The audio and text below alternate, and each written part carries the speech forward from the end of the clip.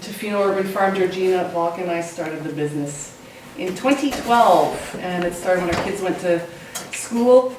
Yeah, you'll see the picture. You can You want me to move the picture. Yeah, started with the little ones in the school. Of course, these beautiful school gardens, and then of course they eat all this veg like the radishes, and then that should be composted on site, and then those nutrients reintroduced, so that you get that circular approach. So the other thing that happens, there was no existing compost facility on the coast, so whenever that happens, well, it breeds innovation, right? So just how can we make this happen for a small community that doesn't have a big compost facility? So yeah, the next slide. So we do have a vision that every backyard and every resort and every place that can have it on site, because it literally goes from kitchen to your compost bin to garden beds to produce food. Of course, we understand that that's not always possible, so facilities are, diverse system is okay, you'll see that. But so, yeah, in the last 8 years, we've installed a dozen of these, we sell them, and then we teach people how to do it properly, so that it doesn't create odors and attract rodents and animals. So, compost, grow food, repeat. There you go in a nutshell. Yeah. So this is an example of on-site resort maintenance that we do. We either maintain it weekly or bi-weekly, or we train people to maintain the systems. So that's always nice, pulling finished compost, and then it's right in the landscaping area. This is specific sands, and then they go ahead and use that on their ornamentals around their resort. Because if we go back, what is the problem with organic waste in landfills? So in the landfills, it releases methane, and methane gas is 25 times more potent than regular CO2. So that's why we don't want organic waste in landfills. Amongst other things, to us it's such a shame as well, because it should be producing nutrients for soil so we can grow more food, especially here on the coast. So yeah. So this is really exciting news. So we've been working closely with the ACRD. We approached them last summer, the West Coast Committee. Let's get these things going. The ACRD very well applied for a grant from the gas tax to build a facility in Port Alberni and on the West Coast. So we approached them saying, we know how to do this, just a little chunky land, let's run some pilots, let's test out different, paper coffee cups and different things like that to see how it goes and get some numbers for eventual bigger facility that will be built. So yeah, for the last month we've been doing weekly pickups of 3 local restaurants, and boy, we filled that first bay in 4 pickups. So, and it's going to triple in the summer, so you can it's a good gauge to how big that facility will be. But all said and done, it'll be at least 10 times bigger than what it is there to handle residential. We'll be getting residential compost pickups and the commercial. Yeah. There it is. That's what we filled in 1 month's time. So what is this system? This is a static aerated system from O2 Compost. So for any good compost, you need good recipe, half brown, half greens. It needs to be hydrated. Just think of all the microbes they need, just like us. They need oxygen, good food, and water. So you can give these piles oxygen. If you look at farm composting systems, it's just giant windrows, and they have their tractors fluffing it up to give it oxygen. We like the static aerated piles. Underneath this, there's perforated pipe.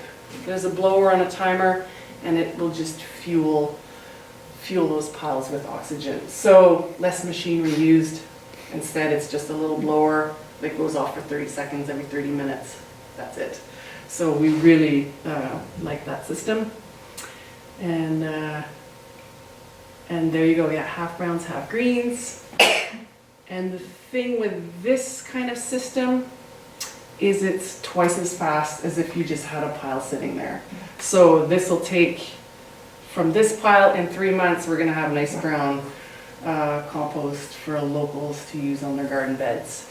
If you were just to have this sit without the aeration, it would take half a year, 9 months. It eventually turns into compost, but that aeration isn't happening, so it's a slower process, that's all. And Louise, it's just the tubes are on the very bottom, right? Yeah, they're gonna be underneath here, and there's holes.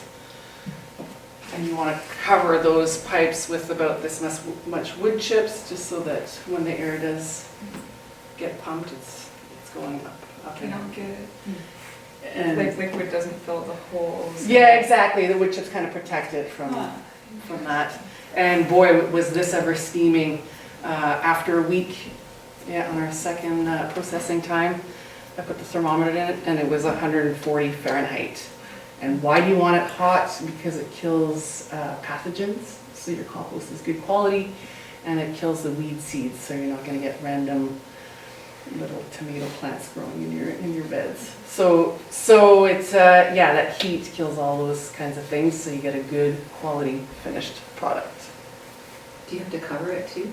And then you'll see in the back here we cover it, and that's more just so that the rains doesn't create a bunch of liquid that, yeah, you don't want leachate. And yeah, what's interesting too, it's a pilot project. We're like, how much leachate, how much liquid is produced?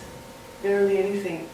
There's so much, it's a good ratio of wood chips, it's half-half, that it's not a sopping mess at all. Like when we unload the green carts it just looks like veggie scraps, you know, your broccoli stems and your butts of lettuce, and yeah, so it's not it's pretty straightforward. So yeah, it does get covered. There you go, I think. Oh yeah, right.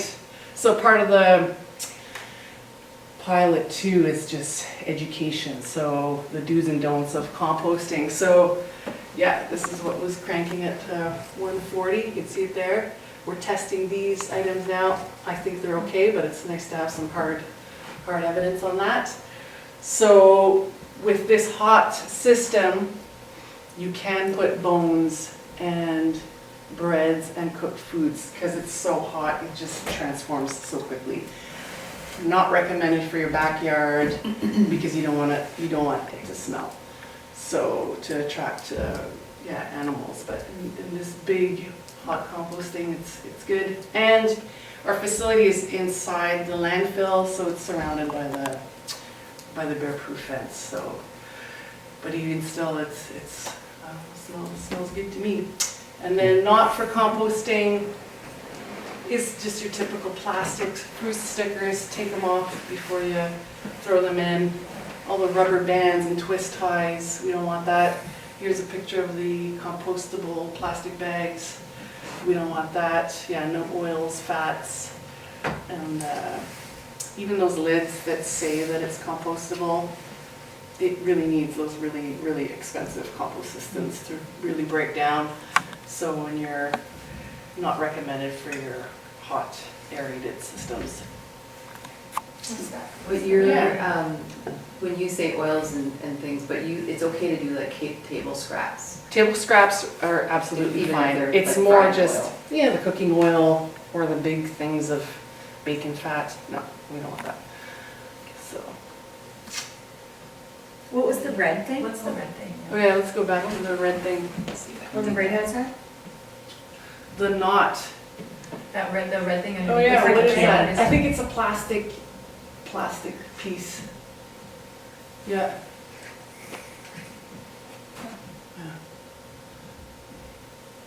Okay, so nice finished compost. In 3 months, Cheese wax. you can expect some nice brown finished compost. So, right, that's what we're gonna be doing as well as sifting it, because you add those wood chips with the food scraps. And for gardens, when you're planting seeds and seedlings, you want fine compost. So yeah, it will be sifted. If you do have wood chippy compost, then it's nice for just top dressing on your beds, and good for protecting from, yeah, do that in the fall to protect it from our winter rains. So, yeah, you get ready to bring your buckets and pick up some finished compost at the landfill. We'll do a shout out somehow and get the word out. How are you gonna sift it? Are you personally Well, gonna sift it? if anyone here's of a good sifter, but I've seen some really awesome round mesh, and it's just powered by a little thing that has a trap door, and you throw it in, close it, you press a button, it turns, and then on the bottom it just sifts the nice stuff. What remains, like the wood chips, that can be reintroduced into the next, And it's not pile. the next one too. and it'll, all that good bacteria will then be reintroduced into the next pile, so it gets fired up. So the next time you see me, I'll have photos of the sifting, the low-tech sifting machine we're gonna have. I'm pretty excited about that. Yeah. So. Is this the is this the composting plan hoping to be put into like mass use? For the Yes. posterity? So it's a pilot, it's a very, as you saw, it's scalable, right? You'll start with your home bins, and then you can have a bigger system for, let's say, resorts. And then we're running a pilot, and it's 5 big bays. And that will be sufficient for 4 big restaurants. And just rough estimates, it'll have to be 10 times that size to handle all residential on the coast, all commercial businesses on the coast. So I just kind of imagine, the recycle depot in Tofino, it's just a big Quinzet hut, and you have concrete blocks, and it's just big bays in the floor. A step up from that, because right now it's just white perforated pipe, a step up is in the concrete, it actually has troughs that the air will be pumped into. So it's really good for the tractors, because they can just come in with their buckets and just scoop that finished product out. So that'll be the next stage. I just wonder what are the rules about what you can put in or you can't? Like, is that a regulation, or are you guys kind of just make up your own? That's what part of the pilot project is the do's and don'ts of composting. So, I mean, of course, now off the bat, we don't want plastic bits in there, we don't want the fruit stickers. Yeah. But those coffee takeout cups, that is part of the pilot, is just actually testing it. I think they're okay, but it'd be nice to have some hard data. So I have a stash in kind of a net in the compost piles. Nice. It's been in there for 3 weeks. I can't wait to pull it out, take some photos, and show you on the next presentation. So when you say you Yeah. hope they're okay, you just mean like by the end of the 6 weeks they're. It'll be gone. But if they're, Yeah. I'm curious what you said about the bioplastics and other composting facilities saying they have an issue with it. If they're organic, it will break down eventually. Eventually. What's the harm of me getting some compost that has a little bit of non-fully broken down What's organic? tricky for a processor, a compost processor, is so you sift it out, and then you find a little bit of plastic. Is it saran wrap, or is it the clear PLA Oh, yeah. compostable lining? And I could reintroduce it into my system, and it'll go through that hot process again. Some of it eventually, Yeah. the PLA will eventually break down. Yeah. The saran wrap never will. But as a processor, you're kind of like, okay, I'm looking at this, it looks the same. Do I just throw the whole batch back in? But then you're gonna have plastic going round and round and round Yeah. many times. So it was interesting to hear the processor from Sea to Sky Soils saying that the stuff just keeps going in and out, and it's been 4 rounds, and it eventually breaks down, but if it is actually compostable plastics. Because do those big producers have to actually take samples and test for certain level of contamination Yeah, in do they their product have to? before they sell it? Well, what'll happen is you'll hear people, let's say in Vancouver, and they buy a bag of compost, and they're gonna find plastic bits, and they find the bread bag tags, and then they kind of go, oh, I'm not buying that compost. So it's a very contentious issue. We're at the beginning because of course municipalities are going, no more single-use plastics. And then the processors are like, okay, what does that mean? And what is this compostable plastic products? There are certification bodies. There's, BDI and there's a few others. But yeah, there's a few others. So Compost Canada right now, like, it's a big discussion.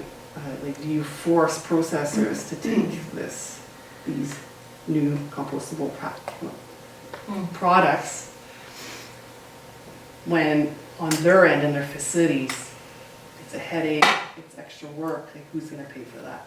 So it's a very, it's a question, your question is a big one right now for the compost area. I personally don't mind if I have a little bit of non-broken down organic Yeah, it's bioplastics in my compost, just saying. Yeah. Is it? But you're right, it comes from corn, might come from seaweed. It's better than plastic.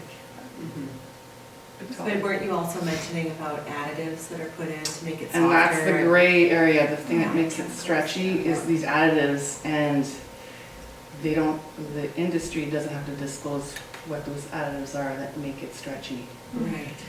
So same thing of Compost Council of Canada going, okay, we need to research this too, and there's so many different businesses coming up with different recipes. If you want to use it to grow organic food that you will sell to people, then there is provincial legislation that requires certain kinds of testing.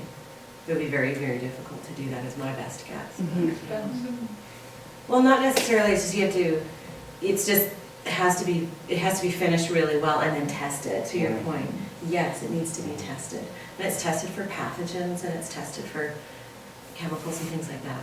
Yeah, with our pilot, after 3 months, before we announce, come and pick up your great finished compost, we're gonna send it out so it gets sampled.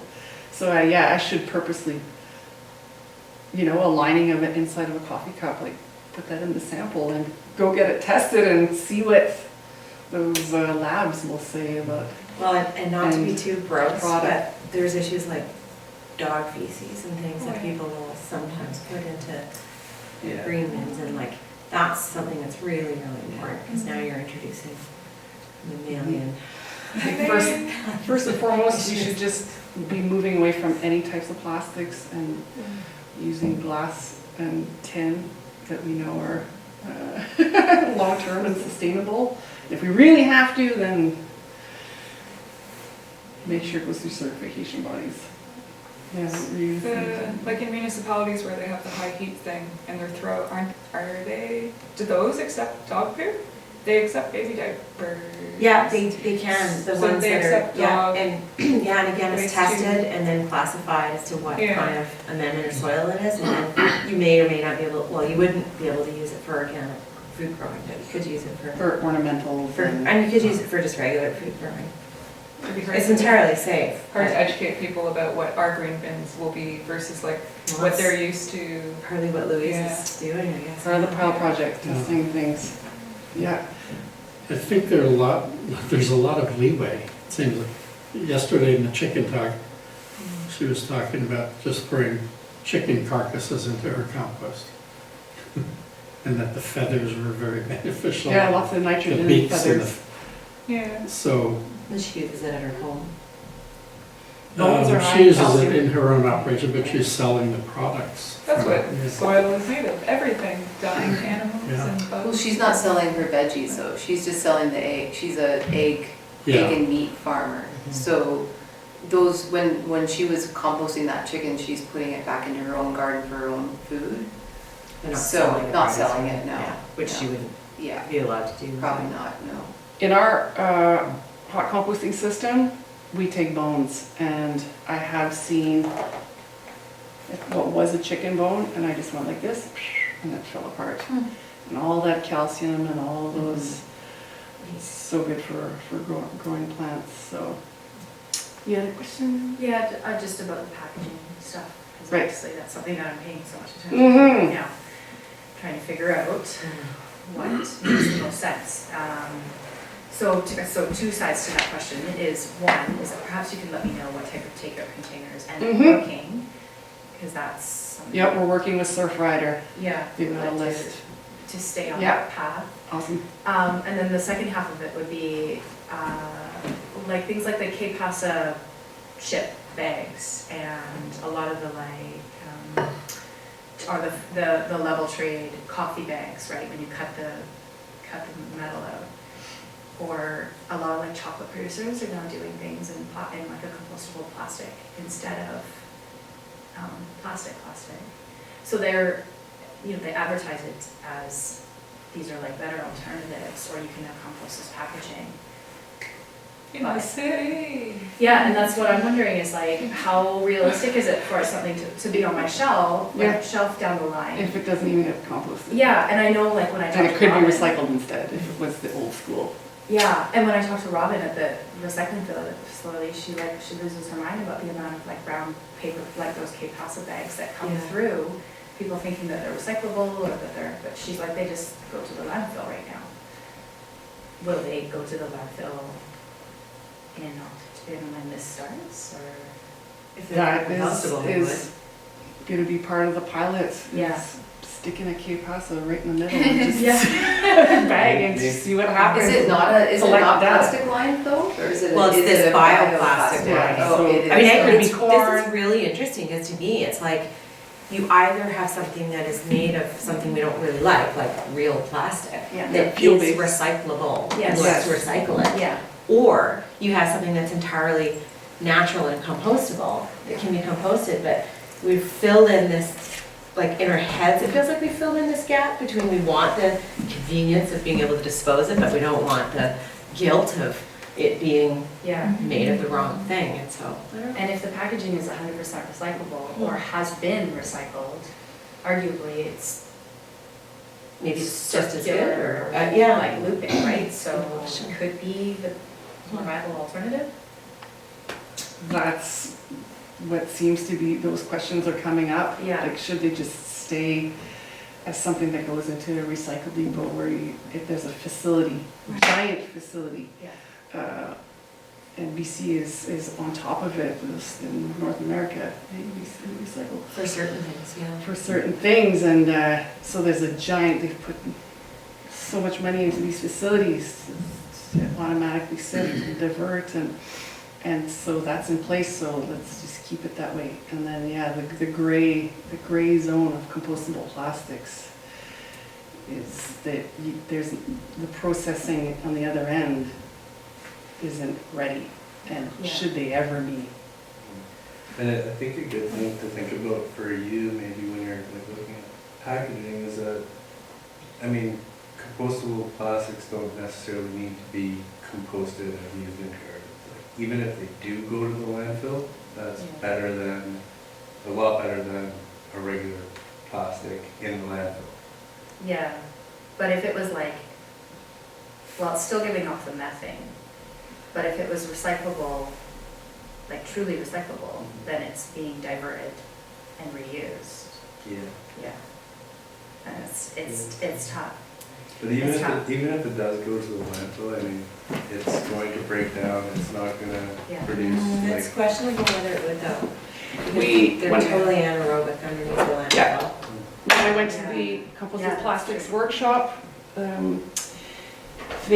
so one of the speakers, they put the PLA, compostable plastics, in soil, and it just sat there in the soil and did not break down. Yeah. Until you- Because there aren't natural microbes that break down that kind of a processed product. So if you look at it, you're like, now it's behaving exactly like a plastic bag, right? And if that one in the ocean, would it break down, or would the turtles think it's a jellyfish and eat it as well? Like if it was regular plastic. So yeah, Compost Council of Canada wants to try and put the brakes on this a little bit, or municipalities banning single-use plastics, then there has to be something behind that that's reasonable. Of what the alternative is. Yeah, exactly. Eat your So it's a packaging big too. topic, and we Yeah. should keep talking about it. And in the meantime, we're gonna test various products with Surfrider. And It sounds like You know, it's more like disseminate the that liquid containers information. that are the problem, like using paper bags, using those paper trays, using the soy wax liners, like those are all fine. those are It's really the good. liquids, it sounds like the It's the- PLA it's the- liner, right? So soups and coffee and. Yeah, it's the stretchy Mhm. compostable plastics Yeah, and the that are a clear- big issue. And the clear tops. Yeah, the like paper clamshells, yeah, containers. those Yeah. are. Yeah. Ban all liquids. Although they've Drink got water. there's paper, because doesn't Adam Busgard now have the paper Yeah, there's coffee paper cup lids, lids? yeah. Yeah, those are good. Yeah. Mhm. I like those. Is there varying degrees of the the bioplastics that are better, or do we know that? Like, or are they all just not really breaking down that fast? Not confirmed. Okay. Yeah. In any realm, there's gonna be some that are better than others, right? Yeah.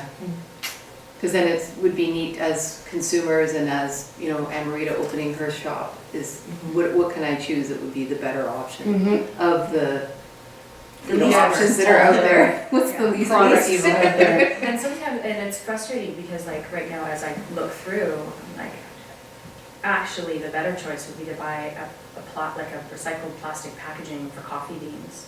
But if to try and tell that to a consumer, it's not an easy conversation to have. It's trying to educate people who are buying. The bioplastics company have done a really good job of convincing us that they're the best option, Yeah. and they will not be. So, Yeah. yeah. Yes. Are you allowed to sell to people who bring their own containers? Yeah. Yeah, I do have a refill policy that will be Okay, fine. so, Yeah, I mean, we've had really good luck, but we're not doing any to-go cups. yeah. Maybe twice a week, somebody will grouse about, I want to take it with them, we'll give them a mug. Yeah. I love that, yes. And. They're $1 and, at the secondhand store. So I think people will make that shift pretty quickly. Yeah. Hopefully. If you're Hopefully. careful. It's better than 10 years Well, if you ago. can't get the stuff, Yeah, because it's not then they pick it up. But it's nice though that you are learning about this because you will make a big difference because there's going to be locals and visitors that will be coming to your shop. And if you know the best options, then you could be educating people about that, and you know that could be really amazing for our community in terms of getting people on board with what is best. You know, I think it's Yeah. great, and all of the resorts and Mm-hmm. you know restaurants and things in town. Great. Yeah. Yes. Can I ask one more question? Yes. I'm curious about, I think it's awesome what you're doing, but I'm curious about the smaller systems that you have installed. Mm-hmm. I moved here in May and I live in a townhouse complex and I was like, oh, there's no composting here. There's no pickup or anything. And I'm just like, I actually only live here part-time. I live in the News Bay and I actually bring my compost back home with me and put it in my big composter in my yard. But how are those things like working around like the ones that you have? Because Yeah. like sometimes when we want to like centralize a big facility, it comes with like certain barriers. Like okay, now it's going to be a big piece of infrastructure. It's a big cost, and sometimes the solution is just more of these small, like little decentralized, distributed systems. We first and foremost promote on-site composting. All you need is 2.5 square feet for a little compost bin. We will teach you how to do it, or we will do weekly maintenance for a nominal fee. Wow. Awesome. We prefer to teach people so they do it on their own, but it's also very much our pleasure to make Yeah. beautiful compost. Yeah. So whatever, if some too busy or whatever, and that's there. But we also do understand that there's some, let's say a downtown business, they just don't have any area for a slightly bigger system. So those, okay, that can be composted at the landfill. Do you ever foresee like a future where there's some type of composting system like in an urban area that like a business, like a restaurant could access that's like actually safe to just be there, like designed in a way that, They have them already, they're just really expensive. They have some, they're in vessel, meaning it's all Yeah. inside, and it's, you plug it in and it's got augers that turn it and it blows hot air. $40,000, it's just crazy. The resorts that we maintain, it's literally plywood boxes with perforated pipe and a blower. It's so affordable, and usually we just encourage that, and like you saw in the photo, in their landscaping yard, so it's right there. You know, it should be like every home and business, it should be small garbage, medium recycling, and a compost system. That's, You know, the point about the centralized composting is really interesting, because here's what's going to happen. We're gonna have a centralized composting system that everyone who owns property here is gonna have to help pay for, and everyone who uses or has pickup is going to have to pay for. And then there'll be people who are doing it at home, and they'll say, very understandably, why do I have to pay for this? I'm doing it at home. And I can't wait for the emails I'm gonna get. social good and for the So planet. obviously, the more affordably it can be done in a Yes. centralized way, the better. But this is gonna be a really difficult conversation, and it's not just Tofino, it's Ucluelet and potentially First Nations too. So we can't just think about our own town when we think about composting, we actually have to think about everybody. So like you're reducing how much goes by having your own individual. So if lots of people are still encouraged to have their individual, it'll decrease the mass Yeah, amount, which decreases the land used and the energy and all the staff to do it. But you'll still have to pay, you'll have to pay Yeah. the same amount as your neighbor who's not Yeah. got their own backyard composter. Yeah. Or should you? But you know what though? Well- Use your fee, there's nothing wrong with a hybrid version. I don't know how you Like set that snow administrative and system up, like how do you monitor who is and who isn't? And- Yeah, but and Yeah, it's how, good you know, question. we can't put our bones and certain things, or table scraps and Yeah. things that we can't compost. At We're home. all still gonna be doing that. Yeah. Please, everybody, if you're curious about composting safely in Tofino, not only from Louise here, but also talk to Wild Safe BC, because they have some really great subsidy programs for getting those speed bins. I don't know how you feel about those, I think they're pretty good. Yeah. Apparently it's they're just really metal. fast, and that would be a nice option perhaps for neighbors in a community of, you know, townhomes or whatever that maybe don't have enough to have their own, but as a group you could come together, and they're really subsidized, very inexpensive and really fast too.